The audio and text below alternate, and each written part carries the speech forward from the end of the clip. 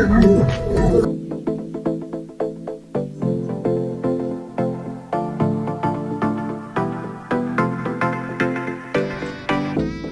YouTuber ও content creator তৌহিদ আফ্রিদির বিয়ের খবর চাউর হলেও কেউই তা নিশ্চিত করতে পারছিলেন না।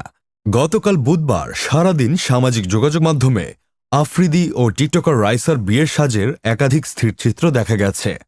তবে দুজনের কেউই, এমনকি দুই পরিবারের কাউকে এ নিয়ে কথা বলতে শোনা যায়নি। বৃহস্পতিবার আফ্রিদির ঘনিষ্ঠ এক বন্ধু জানান, আফ্রিদির কাবিন হয়ে গেছে, পারিবারিক আয়োজনে তা হয়েছে।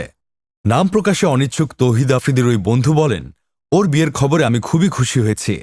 আমার সঙ্গে আফ্রিদির কথা হয়েছে, ব্যস্ততার কারণে যেতে পারিনি। তবে আমি আমার বন্ধুকে শুভকামনা জানিয়েছি, বলেছি তোর জীবনটা সুন্দর হোক, ভালো থাকিস। কথায় কথায় তৌহিদ আফ্রিদির ওই বন্ধু জানান, এখন পারিবারিক আয়োজনে বিয়ের আনুষ্ঠানিকতা সেরে নিলেও সুবিধাজনক সময় দেখে বিবাহোত্তর সংবর্ধনা অনুষ্ঠানের আয়োজন করা হবে। কাবিনের অনুষ্ঠানে দুই পরিবারের ঘনিষ্ঠজনরা উপস্থিত ছিলেন। কবে কাবিন হয়েছে সে বিষয়ে জানতে চাইলে আফ্রিদির বন্ধু বলেন, সবকিছু আমার বলে দেওয়াটা আসলে ঠিক হবে না। বিয়ের বিষয়ে বিস্তারিত আফ্রিদি তার সময় মতো সবাইকে জানাবে। এদিকে কয়েকদিন ধরে আবার ইউটিউবার ও কন্টেন্ট ক্রিয়েটর তৌহিদ আফ্রিদির সঙ্গে মডেল ও চিত্রনায়িকা দিঘির প্রেমের সম্পর্ক চাউর হচ্ছিল। এ নিয়ে দিঘিও তার অবস্থান পরিষ্কার করেছেন। এর মধ্যে গতকাল সকাল থেকে শোনা যাচ্ছিল বিয়ে করেছেন তৌহিদ আফ্রিদি, তবে দিঘিকে নয়, পাত্রী টিকটকার রাইসা। দুজনের কেউই বিয়ে নিয়ে কোনো কথা বলেননি, এমনকি তারা কেউই সামাজিক যোগাযোগ মাধ্যমে কোনো ছবি পোস্ট করেননি।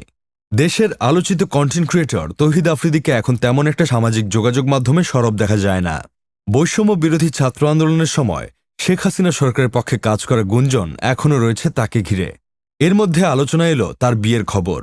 রাইসার সঙ্গে প্রেমের সম্পর্কের কথা শোনা গেলেও অবশ্য তা বিয়ের আগ পর্যন্ত স্বীকার করেননি আফ্রিদি। এই ব্যাপারে গতকাল আফ্রিদির সঙ্গে যোগাযোগের চেষ্টা করলেও উত্তর পাওয়া যায়নি। জানা গেছে, রাইসা দেশের একটি বেসরকারি বিশ্ববিদ্যালয় থেকে স্নাতক শেষ করেছেন। বিনোদন desk, Sadman Sakib, Bangladesh news today.